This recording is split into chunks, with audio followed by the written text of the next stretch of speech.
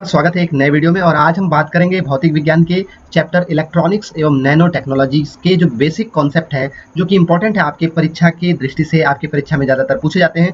उन कॉन्सेप्ट को हमने लिया है जो कि इंपॉर्टेंट है। तो चलिए वीडियो को देखिए और सीखिए, और अच्छा लगे तो लाइक करिए, लोगों के साथ शेयर करिए। चैनल को सब्सक्राइब नहीं किए हैं तो सब्सक्राइब कर लीजिए। तो चलिए शुरू करते हैं। जो वैद्युतिकी और इलेक्ट्रॉनिक्स में मूलतः अंतर है कि चालक से धारा, करंट का तो दोनों में वर्णन होता है, लेकिन वैद्युतिकी में करंट ज़्यादा रहता है और इलेक्ट्रॉनिक्स में करंट की मात्रा जो होती है वो कम रहता है। इलेक्ट्रॉनिक उपकरण अर्धचालकों से निर्मित होते हैं, जो कि दो प्रकार के होते हैं।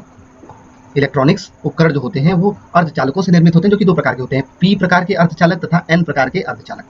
जर्मेनियम क्रिस्टल में संयोजकता 5 वाला अपद्रव्य परमाणु जैसे आर्सेनिक, एंटीमनी अथवा फास्फोरस को मिश्रित करके एन टाइप अर्धचालक प्राप्त किया जाता है, तथा जर्मेनियम क्रिस्टल में संयोजकता 3 वाला अपद्रव्य परमाणु जैसे एल्युमिनियम, बोरान, गैलियम अथवा इंजियम को मिश्रित करके पी टाइप अर्धचालक प्राप्त किया जा सकता है। तो आप पी टाइप और एन टाइप में क्या क्या हमको इनको बोलते हैं डोपिंग करके, किसमें जर्मेनियम क्रिस्टल में हम डोपिंग करते हैं जब आर्सेनिक, एंटीमनी या फास्फोरस जिनकी संयोजकता 5 संयोजकता वाले परमाणु का जब डोपिंग करते हैं तो एन टाइप बनता है, और जब 3 संयोजकता वाले परमाणु का हम डोपिंग करते हैं तो पी टाइप बनता है। ठीक है।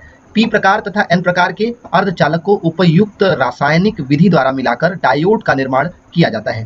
प्रकाश उत्सर्जक डायोड, जेनर डायोड इत्यादि इसके उदाहरण हैं। पी प्रकार तथा एन प्रकार, पी टाइप तथा एन टाइप के सेमीकंडक्टर अर्धचालक को उपयुक्त रासायनिक विधि द्वारा मिलाकर डायोड निर्माण किया जाता है। प्रकाश उत्सर्जक डायोड और जेनर डायोड इत्यादि इसके उदाहरण हैं।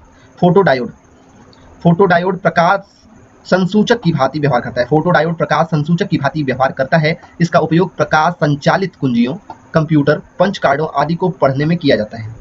इसका उपयोग वाहनों में भी प्रकाश प्राप्ति हेतु किया जाता है। जेनर डायोड का प्रयोग वैद्युत परिपथों में वोल्टेज स्थिरीकरण के लिए किया जाता है, क्योंकि अधिकांश इलेक्ट्रॉनिक युक्तियों में स्थिर वोल्टेज की आवश्यकता होती है, क्योंकि अधिकांश इलेक्ट्रॉनिक्स जो डिवाइस होती है उनमें स्थिर वोल्टेज की आवश्यकता होती है। इसलिए जेनर डायोड का जो उपयोग होता है वो विद्युत सर्किट में वोल्टेज के स्थिरीकरण के लिए किया जाता है।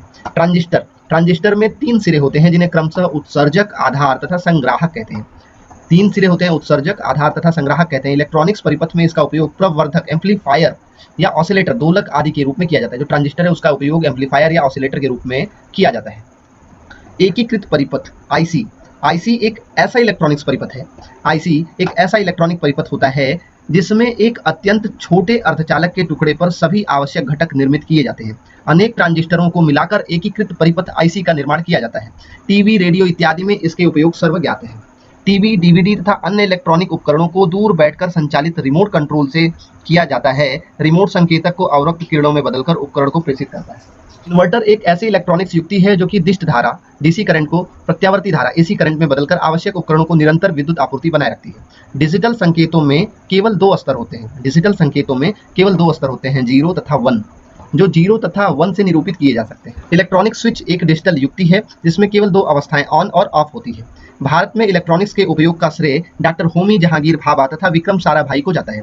वर्तमान समय में भारत संचार इलेक्ट्रॉनिक्स के क्षेत्र में तीव्र गति से विकास कर रहा है। भारत सरकार ने वर्ष 1993 में विश्वोन्मुखी इलेक्ट्रॉनिकी क्षेत्र की विशेष आवश्यकताओं की पूर्ति के लिए इलेक्ट्रॉनिक्स हार्डवेयर प्रौद्योगिकी पार्क EHTP आरंभ की। केंद्रीय इलेक्ट्रॉनिक्स लिमिटेड CEL का इलेक्ट्रॉनिक्स के क्षेत्र में सर्वाधिक उपक्रमों में विशेष स्थान है। इलेक्ट्रॉनिक्स उपकरणों के परीक्षण एवं मानकीकरण हेतु 3 स्तरों वाली प्रणाली नई दिल्ली स्थित राष्ट्रीय भौतिक प्रयोगशाला, इलेक्ट्रॉनिक्स क्षेत्रीय परीक्षण तथा इलेक्ट्रॉनिक्स विकास केंद्र लागू की गई है। कंप्यूटर नेटवर्किंग हेतु, प्रौद्योगिकी, मौसम जानकारी हेतु विशालकाय रडार आदि महत्वपूर्ण सफलताएं प्राप्त हुई हैं। सॉफ्टवेयर के उत्पादन और निर्यात को बढ़ावा देने के उद्देश्य से एक नई सॉफ्टवेयर नीति भी लागू की गई है। भारत सरकार ने भारतीय विज्ञान संस्थान बेंगलुरु तथा भारतीय प्रौद्योगिकी संस्थान मुंबई में नैनो टेक्नोलॉजी केंद्र स्थापित करने की मंजूरी दी है। पुणे, हैदराबाद तथा त्रिशूर में इलेक्ट्रॉनिक सामग्री प्रौद्योगिकी के 3 केंद्र स्थित हैं। ये भारतीय उद्योगों के लिए इलेक्ट्रॉनिक सामग्री तथा उनकी प्रक्रिया प्रौद्योगिकी में ज्ञान के आधार पर विकास कर रहे हैं। इलेक्ट्रॉनिक सामग्री प्रौद्योगिकी केंद्र में नैनो प्रौद्योगिकी के क्षेत्र में तथा विशेष रूप से बड़े पैमाने पर नैनो सामग्री के सृजन के क्षेत्र में मुख्य प्रयास किए हैं। समीर सूचना प्रौद्योगिकी विभाग के अंतर्गत एक स्वायत्त अनुसंधान एवं विकास की प्रयोगशाला है। समीर चेन्नई में इलेक्ट्रॉनिक उपकरणों एवं यंत्रों के लिए परीक्षण, मूल्यांकन एवं गुणवत्ता में सुधार के लिए भारत में पहली तथा दक्षिण पूर्व एशिया में तीसरी सुविधा है। डेटा प्रोसेसिंग उपभोक्ता इलेक्ट्रॉनिक्स एवं रक्षा रणनीति के लिए LSI, VLSI सर्किटों, मॉड्यूलों और उप प्रणालियों के लिए संरचना, विकास एवं उत्पादन के लिए सेमीकंडक्टर कॉम्प्लेक्स लिमिटेड की स्थापना की गई। प्रौद्योगिकी विकास परिषद इलेक्ट्रॉनिक आयोग द्वारा अक्टूबर 1973 में प्रौद्योगिकी विकास परिषद का गठन एक परामर्शदात्री संस्था के रूप में किया गया। जनरल इलेक्ट्रिक का पहला प्रायोगिक विजिबल स्पेक्ट्रम वर्ष 1962 में निक होनोनक जूनियर ने बनाया। इन्हें LED का पितामह कहा जाता है। जनरल इलेक्ट्रिक का पहला प्रायोगिक विजिबल स्पेक्ट्रम वर्ष 1962 में निक होनोनक जूनियर ने बनाया। इन्हें LED का पितामह कहा जाता है। वायस ऑपरेटेड एक्सचेंज यह इलेक्ट्रॉनिक उपकरण होता है जो स्टैंडर्ड वॉकी टॉकी के समान होता है। VOX यंत्र उपभोक्ता की हल्की आवाज पकड़ लेता है एवं सुन तथा बोल सकता है। भारत में पहली बार बेंगलुरु में एक ऐसा स्मार्ट होम बनाया जा रहा है जिसके सभी स्थानों में इलेक्ट्रॉनिक सेंसर लगे होंगे। यह एक भावी अवधारणा है जिसमें घर के सभी इलेक्ट्रॉनिक्स उपकरणों को नेटवर्क द्वारा एक कनेक्शन से जोड़ा जा सकता है। राष्ट्रीय विकास के लिए इलेक्ट्रॉनिक्स विभाग ने राष्ट्रीय सूचना बुनियादी सुविधाओं पर एक दस्तावेज तैयार किया है जिसका मूल उद्देश्य मूलभूत सुविधाओं में निवेश को बढ़ावा देना है, जैसे दूरसंचार क्षेत्र, नेटवर्क, बैकबोन, इंटरनेट इत्यादि। वर्तमान में विभिन्न आधुनिक अनुसंधानों से अतिचालक के क्रांतिक ताप को लगभग 120 तक पहुंचा दिया गया है। अतिचालकता के क्षेत्र में होने वाले अनुसंधान कार्यों में दुर्लभ मृदा धातुओं रेयर अर्थ मेटल्स का सर्वाधिक उपयोग हुआ है। वर्ष 1987 में भारत के प्रधानमंत्री की अध्यक्षता में प्रोग्राम मैनेजमेंट बोर्ड की स्थापना की गई और इसे फरवरी 1991 में राष्ट्रीय अतिचालकता तकनीकी STB में परिवर्तित कर दिया गया। न्यूक्लियर मैग्नेटिक रेजोनेंस NMR या magnetic resonance imaging MRI machine में अति संचालक वैद्युत चुंबक इलेक्ट्रोमैग्नेटिक का उपयोग होता है। मैग्नेटिकली लैमिनेटेड ट्रेंस MLT परिवहन प्रणाली में अतिचालकता पर आधारित शक्तिशाली चुंबकों के सहयोग से किसी वाहन, रेलगाड़ी को पृथ्वी की सतह से थोड़ा ऊपर पहुंचाकर लटका दिया जाता है ताकि गति में अवांछनीय वृद्धि हो। ऐसी ट्रेनों में पहिए के उपयोग नहीं होते। नैनो टेक्नोलॉजी शब्द का प्रथम उपयोग सर्वप्रथम टोक्यो विश्वविद्यालय के नोरियो तानिम्बुगुची ने वर्ष 1974 में प्रकाशित अपने शोध पत्र में किया था।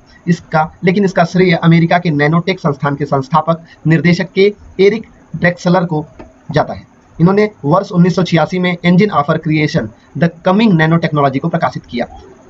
कार्बन नैनो ट्यूब एक बेलनाकार नैनो संरचना वाले कार्बन के एलोट्रॉप्स हैं। नैनो ट्यूब को 2 करोड़ 80 लाख अनुपात 1 तक की लंबाई के व्यास अनुपात के साथ निर्मित किया गया है। नैनो रोबोट्स बहुत छोटे कण 0.5 से 3 माइक्रोमीटर के रोबोट होते हैं। इनका आकार 1 से 100 नैनोमीटर होता है। हरित नैनो प्रौद्योगिकी ग्रीन नैनो टेक्नोलॉजी एक सूक्ष्म विज्ञान है। ग्रीन नैनो टेक्नोलॉजी एक सूक्ष्म विज्ञान है। इसके अंतर्गत पर्यावरण की दृष्टि से सुरक्षित पदार्थों का उत्पादन किया जाता है। नैनो प्रौद्योगिकी और मेडिसिन के विलय के परिणाम स्वरूप नैनो मेडिसिन का एक नया उभरता क्षेत्र है। नैनो पैमाने पर बने सोलर सेल हाइड्रोजन ईंधन तथा नई हाइड्रोजन भंडारण प्रणाली में स्वच्छ ऊर्जा मिल सकती है।